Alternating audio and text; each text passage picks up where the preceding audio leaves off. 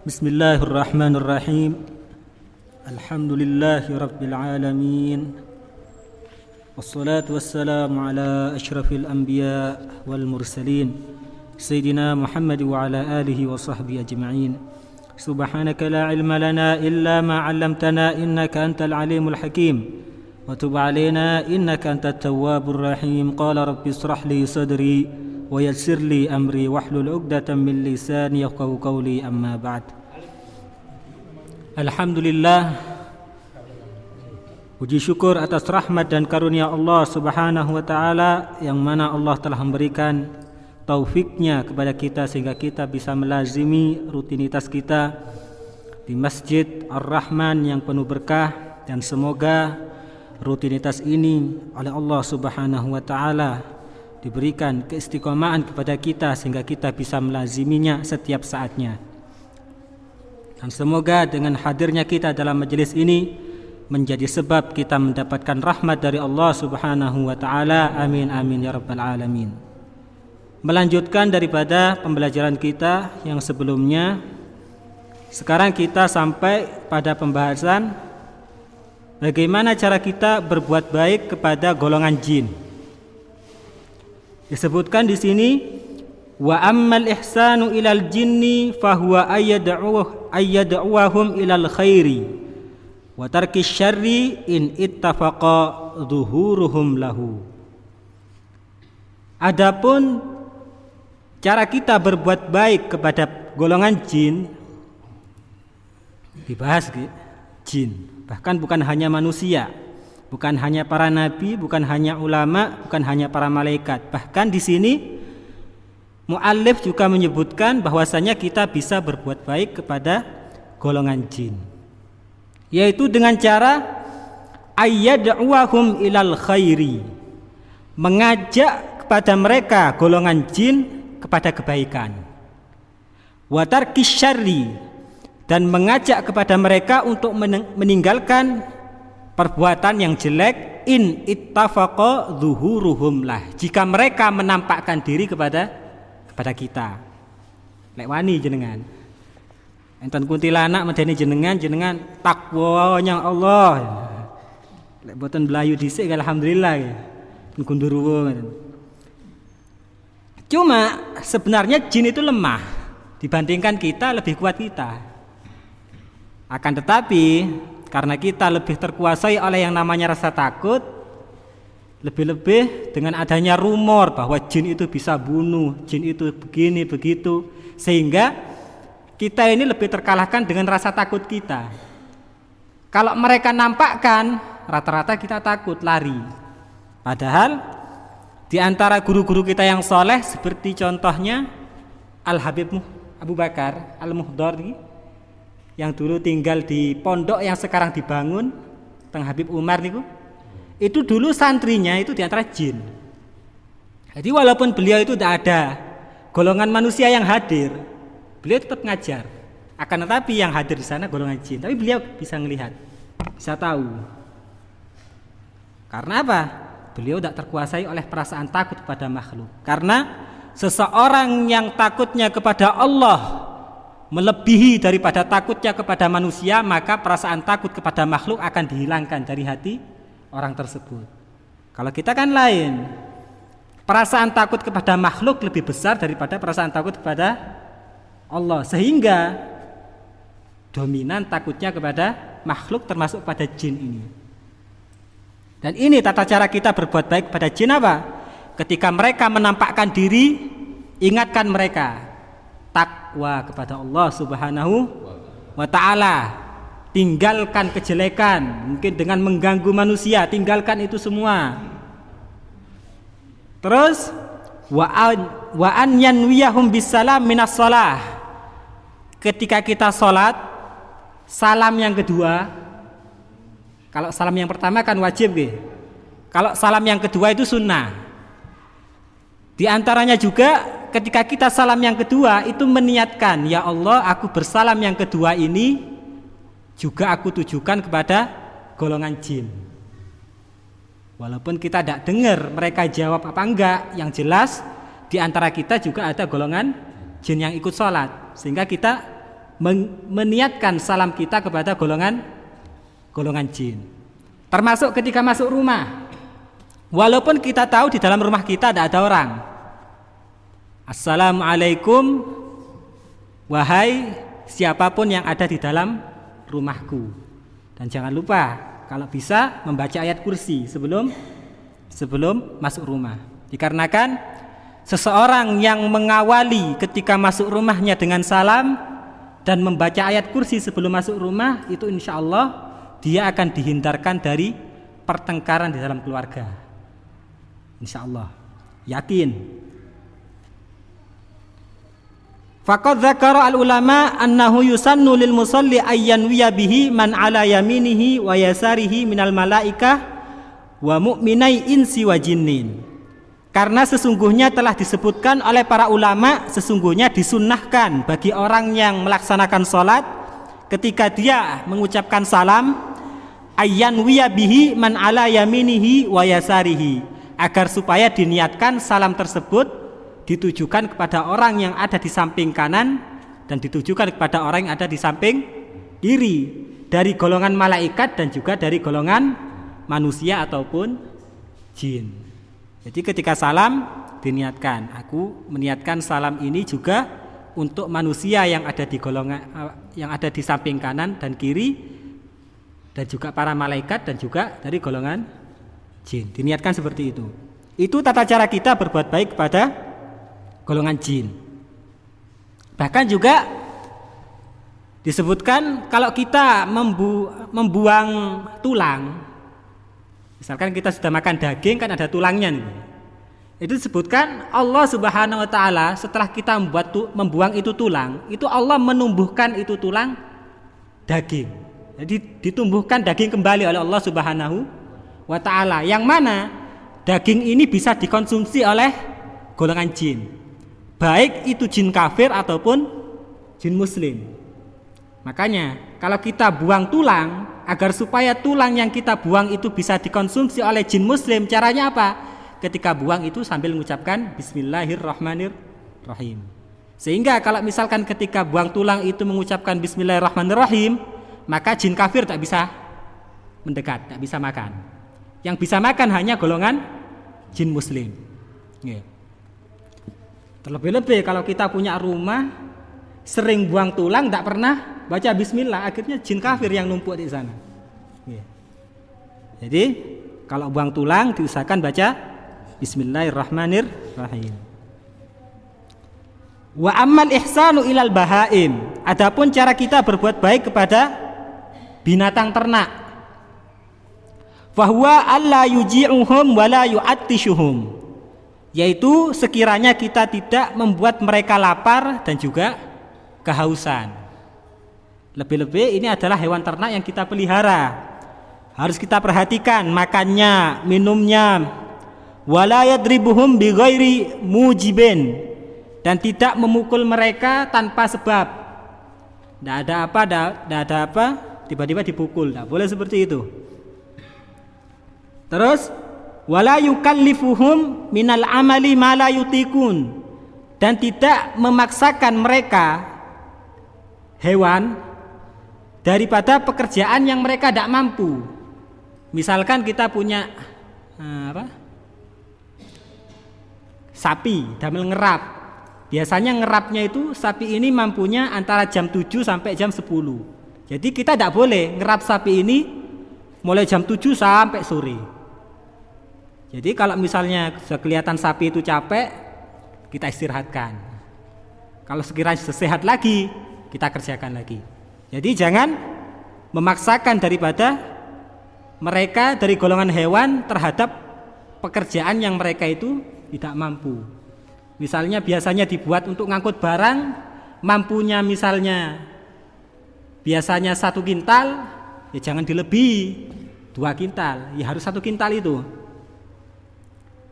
Karena dulu pernah di masa Rasulullah SAW ada seseorang sahabat itu ngadu sama Rasulullah, ya Rasulullah, ini saya punya onta berot, jadi ontanya ini ngamuk, tidak mau jalan, dipukuli tetap ngamuk. Akhirnya Dihampiri sama Rasulullah itu onta. Wadul unta niki teng Gusti Rasulullah SAW. Ditanya, wahai onta, kenapa kok berot sama tuanmu? Iya ya Rasulullah, long biasanya aku ini dikasih beban 1 kintal, misalnya seperti itu. Aku biasanya ini dikasih beban 1 kintal. Ya aku mampu 1 kintal itu. Tapi sekarang aku dikasih beban lebih dari itu, sehingga aku tidak mampu. Sedangkan jatahku makan dikurangi, jatahku minum dikurangi. Bagaimana aku tidak berot kepada tuanku? Yo, akhirnya aku seperti ini, berot kepada tuanku. Akhirnya disampaikan kepada pemilik onta, oh kamu ini seperti ini, tolong bebannya ini dikurangi lagi seperti biasanya. Terus makannya juga diperhatikan, jangan dikurangi. Akhirnya setelah itu baru onta itu kembali nurut sama tuannya tadi. Jadi tidak boleh kita itu zalim kepada makhluknya Allah walaupun itu adalah hewan. Wala yastamirru rakiban ala dabbatin, ala dabbah. Dan kita juga tidak boleh terus-terusan nunggangi itu kendaraan kalau misalkan tidak ada hajat. Misalkan terus-terusan ditumpai, padahal jangan dikira hewan itu tidak punya perasaan. Hewan itu juga punya perasaan, ya. Dan mereka juga punya rasa capek. Kalau sekiranya butuh istirahat, ya kita istirahatkan. Bahkan disebutkan dalam satu hadis, Nabi itu pernah melihat di neraka ada seorang perempuan yang tinggi, hitam, yang mana perempuan ini oleh Allah Subhanahu wa ta'ala disiksa karena sebab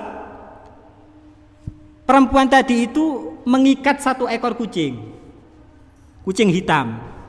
Akan tetapi tidak dikasih makan, tidak dikasih minum, sampai akhirnya kucing ini mati. Ya, bagaimana bisa cari makan? Langsung diikat, ya.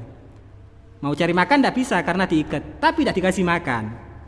Akhirnya ketika di neraka, si perempuan tadi itu oleh Allah Subhanahu wa ta'ala diberi siksa berupa kucing yang dulu ketika hidup di dunia itu mati gara-gara dia, itu dihidupkan oleh Allah Subhanahu wa ta'ala dan menghampiri kepada perempuan tadi, mencakar kemaluan belakang sama kemaluan depan perempuan tadi itu. Jadi kalau lari dicakar dari belakang, kalau menghadap dicakar dari depan sama kucing tadi itu. Terus-terusan. Sebabnya apa? Karena ketika dulu hidup di dunia pernah mengikat seekor kucing dan tidak bisa memberikan makan, minum, sampai akhirnya kucing tadi itu mati. Jadi ini tata cara kita berbuat baik kepada golongan hewan. Bahkan dinukilkan dari Abi Sulaiman Ad-Darani, sesungguhnya beliau pernah berkata, Raqibtu marratan himaron. Pernah suatu ketika aku itu menunggangi keledai. Fadarabtuhu marratain aw salasan. Tak pukul ketika itu 2 kali atau 3 kali. Farafa'a ra'sahu wa nadhara ilayya wa qala. Ketika tak pukul, tiba-tiba keledai itu melihat kepadaku. Dilihat Abu Sulaiman ini. Sambil berkata, "Ya Aba Sulaiman, al-qisas yaumal qiyamah." Jadi keledainya ini oleh Allah Subhanahu wa taala dikasih kesempatan untuk bisa bicara. Sambil mengingatkan kepada Aba Sulaiman, "Wahai Aba Sulaiman, hati-hati loh. Besok di hari kiamat ada qisas loh." Maksudnya, kamu sekarang mukul aku, jangan dikira nanti aku tidak nuntut di akhirat. Terlebih-lebih kalau sampai bunuhnya tanpa kasih sayang. Hati-hati, ada qisas loh. Setelah itu, fa in syi'ta fa'aklil. Kalau kamu mau, silahkan aku pukul, tapi jangan banyak-banyak, dikurangi. Wa in syi'ta fa'aksir. Kalau kamu mau, silahkan perbanyak pukulanmu kepadaku, kata keledai ini. Setelah itu, kata Aba Sulaiman, la adribu syai'an ba'dahu. Karena keledai tadi itu bilang seperti itu, mengikatkan aku mengenai qisas di hari kiamat, aku tidak pernah mukul ini keledai selama-lamanya. Karena apa? Takut ada qisas di hari kiamat. Begitupun baju. Jangan dikira ini gak ngisas nanti. Lebih-lebih mata, telinga, tangan. Ketika itu mulut dikunci. Bahkan disebutkan di surat Yasin, Ketika itu al-yauma nakhtimu ala afwahihim wa tukallimuna aydihim wa tashhadu arjuluhum bima kanu yaksibun. Ketika itu Allah kunci yang namanya mulut sehingga tidak bisa bicara. Yang bicara apa? Wa tukallimuna aydihim, tangan-tangan mereka yang akan berbicara. Wa tashhadu arjuluhum, dan kaki-kaki mereka juga akan bersaksi bima kanu yaksibun, terhadap apa yang pernah mereka lakukan ketika mereka hidup di atas muka dunia ini. Ketika mereka pernah zalim kepada manusia, nanti tangan akan bersaksi. Ketika kaki pernah diajak ke jalan menuju tempat maksiat, nanti kaki juga akan bersaksi. Begitupun ketika tangan ini diajak untuk megang Al-Quran, tangan ini juga akan bersaksi nanti di hadapan Allah. Begitupun ketika kaki ini nanti diajak ke masjid, ke majelis ilmu, nanti kaki ini juga akan bersaksi di hadapan Allah Subhanahu wa ta'ala. Maka dari itu, pikirkan apa yang akan kita kerjakan dengan anggota tubuh ini. Jangan sampai kita mendolimi anggota tubuh ini, lebih-lebih kita dolim kepada orang lain, baik itu manusia, baik itu jin, baik itu hewan dan lain-lain. Wa ammal ihsanu ila sama wal ardi, adapun cara kita berbuat baik kepada langit dan bumi, fayakunu bitafakkuri fi khalqihima, yaitu dengan cara kita bertafakkur di dalam penciptaan keduanya, wa ma fihima minal bada'i, dan kita bertafakkur daripada apa-apa yang ada di antara keduanya dari makhluknya Allah Subhanahu wa ta'ala. Wa bitarkil ma'asi, dan dengan cara meninggalkan maksiat kepada Allah Subhanahu wa ta'ala. Li'annahu idza tarakaha, karena sesungguhnya jika kamu meninggalkan maksiat di atas muka bumi ini, faqad adkhalas surur alaihima, maka kamu telah membuat senang yang namanya langit dan bumi. Wa arahahuma minasyahada alaihi yaumal qiyamah, dan kamu membuat tenang keduanya, yaitu langit dan bumi, ketika bersaksi nanti di hadapan Allah atas perbuatanmu. Jadi langit dan bumi akan menjadi saksi nanti ketika kita disidang oleh Allah Subhanahu wa ta'ala. Ketika kita berbuat maksiat di atas muka bumi, nanti langit dan bumi akan menjadi saksi jelek bagi kita dan akan memberatkan daripada hisab kita. Akan tetapi tatkala kita berbuat baik di atas muka bumi, langit dan bumi akan menjadi saksi, yang mana akan menjadi sebab ringannya hisab kita ketika kita dihisab oleh Allah Subhanahu wa ta'ala.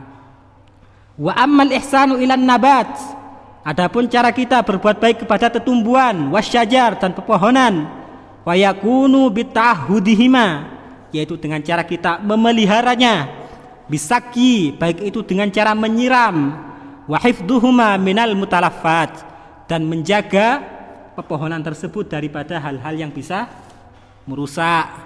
Mungkin kalau kita punya padi, agar tidak diganggu wereng, kita kasih pestisida atau kasih obat-obatan yang bisa membunuh itu wereng.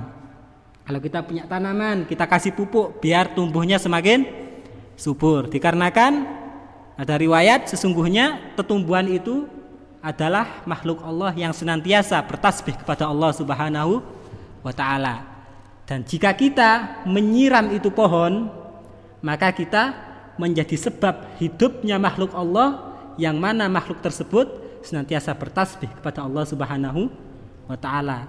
Dan kemungkinan kita nanti akan mendapatkan pahala daripada tasbihnya pohon ini. Kenapa? Karena kita menjadi sebab tumbuh suburnya ini pohon. Ini daripada tata cara kita mendapatkan rahmat Allah Subhanahu wa ta'ala dengan cara kita berbuat baik kepada makhluknya Allah Subhanahu wa ta'ala. Dimulai dari diri kita sendiri, dimulai daripada kita berbuat baik kepada anak, istri, pembantu, dimulai dari kita berbuat baik kepada seluruh manusia, kepada para malaikat, kepada para nabi, kepada para ulama. Tadi juga dibahas kepada para jin, juga dibahas kepada golongan hewan, kepada langit, bumi, dan tumbuhan. Dan semua itu tidak lain dan tidak bukan agar supaya kita mendapatkan curahan rahmat dari Allah Subhanahu wa ta'ala. Karena Allah pernah berfirman di dalam Al-Qur'anul Karim, sesungguhnya rahmatnya Allah itu dekat kepada orang-orang yang senantiasa berbuat baik. Dan semoga kita bisa mengambil pelajaran daripada apa yang kita pelajari mulai 4 minggu yang lalu mengenai cara kita berbuat baik kepada makhluknya Allah Subhanahu wa taala. Akan tetapi di sini ada catatan sedikit. Ini berbuat baik ini tidak boleh kita menuntut kebaikan ini dari orang lain. Baik dari siapapun itu. Istri, anak, malaikat, jin, manusia, tetumbuhan, pepohonan, ataupun dari golongan hewan. Melainkan perbuatan baik ini kita tunjukkan agar supaya kita lakukan kepada mereka yang kita sebutkan tadi. Bukan kita mengharapkan kebaikan mereka kepada kita. Karena apa? Kalau kita sudah berbuat baik kepada mereka, sebagaimana firman Allah tadi, Allah yang akan membalas dengan rahmatnya. Walaupun misalkan kita berbuat baik kepada mereka semua, kita tidak mendapatkan kebaikan dari mereka. Akan tapi yakini bahwasanya Allah yang akan menurunkan rahmatnya kepada kita melalui makhluk Allah yang lain. Kita berbuat baik kepada manusia, si A tidak mampu membalas, jangan khawatir, Allah yang akan balas. Kita berbuat baik kepada tumbuhan tidak bisa balas, jangan khawatir, Allah yang akan balas.